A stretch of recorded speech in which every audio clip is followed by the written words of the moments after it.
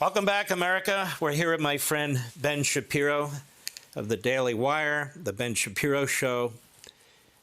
Ben Shapiro, you were just in Israel, and these attacks occurred really right after you left. And I want to share a few things with you, mostly the Biden administration. I hear these very passionate, emotional comments about the history of Jews and anti-Semitism and so forth, and I think that's very welcome. But then typically at the end of the statement, certainly with Blinken when he was standing right next to Prime Minister Netanyahu, we get the lecture about proportionality, about the rule of law, about how we're different from the terrorists and so forth and so on. Do you think this administration funding Iran, funding the Palestinian terrorists, they haven't changed course on any of that? They're providing weaponry, which is very, very important. But do you think this administration is going to allow Israel to actually win? And my great fear is that they won't. I mean, I will say that during the Obama administration and much of the foreign policy establishment inside Biden's White House is Obama acolytes. The foreign policy of Barack Obama was to prevent Israel from defending itself and to cut short any attempt to take serious measures against terrorists. And that happened multiple times with Hamas. It happened with Hezbollah as well while he was president.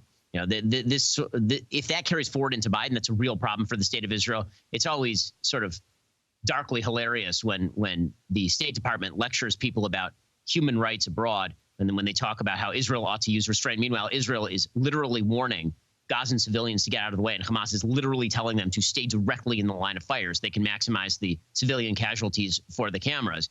It seems to me that all of that sort of language is rather misdirected. So I'm hoping that they don't cave, but I have very little faith that as this conflict progresses, and it's going to be a long slog for the Israelis, they're going to have to go in on the ground. They're going to have to clear out terror tunnels. That is not something that happens overnight. My great fear is that the support starts to wane. And that's a pattern. That's par for the course, isn't it? The Hamas's propaganda winds up in the pages of the New York Times and on the headlines of most American newspapers and on most television shows. Let me ask you about that. I've been talking about this, but I want to underscore it in your take. We get these statistics. How many Jews were slaughtered? How many people die in Gaza? Isn't this outrageous when we don't know who's actually dying in Gaza? It could be a terrorist. Is the terrorist the same as a baby who's beheaded by a terrorist? Isn't it outrageous the way they report that all these casualties as a result of Israel, when in fact, as you point out, that's what Hamas wants and more? The Egyptians won't open the passageway so the civilians can get out of there, and not one Arab state has offered to take one Palestinian. Aren't all these deaths on both sides the responsibility of the Arab states, of the terrorist organizations, and their weaponization of their ideology?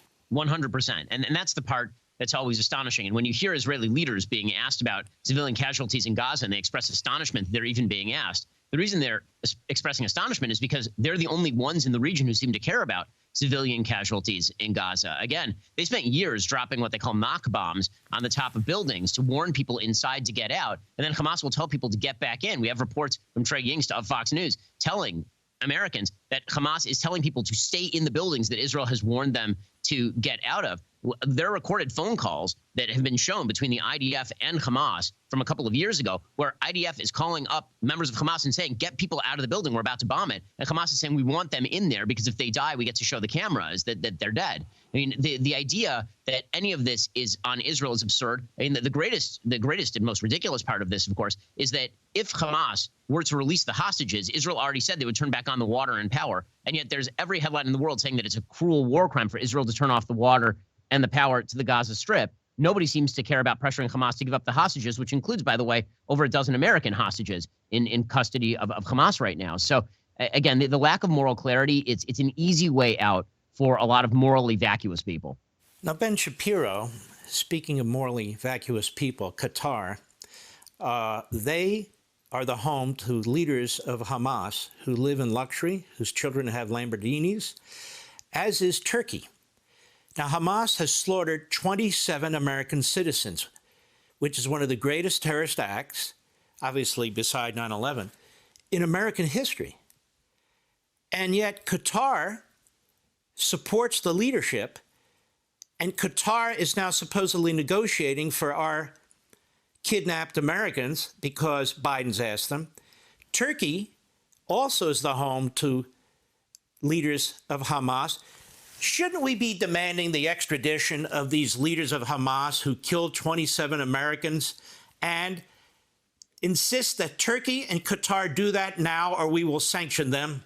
Certainly, we should be looking directly into that. I mean, the fact that Qatar has for a very, very long time been a haven for a lot of terrorism and for terror leaders throughout the world should be a reason for the United States to be looking at economically sanctioning Qatar. The only thing that the Qatari leadership cares about is retaining their power. It's a very small kingship. It's a very small emirate, and the emirate is heavily reliant on Western non-sanction. And so it's a lot more vulnerable to sanction actually even than Iran is. So the fact that we've not actually used those levers against Qatar is pretty amazing. And one of the things that you'll note, Mark, I mean, you know this obviously, is that there's an isolationist right that suggests that doing things like telling Qatar that they better turn over criminals or we'll sanction them, that this is some sort of interventionism. No, it's not. It's the opposite. It's an attempt to avoid escalation of conflict. The way that you push people off the violent ball in the Middle East is through external pressure. It's when you show your neck that you end up escalating violence. That's precisely, by the way, what happened with the Gaza Strip. Israel, for years and years and years, looked the other way as rockets were fired directly into its heartland and pretended that it wasn't going to turn into something much broader and much more terrible.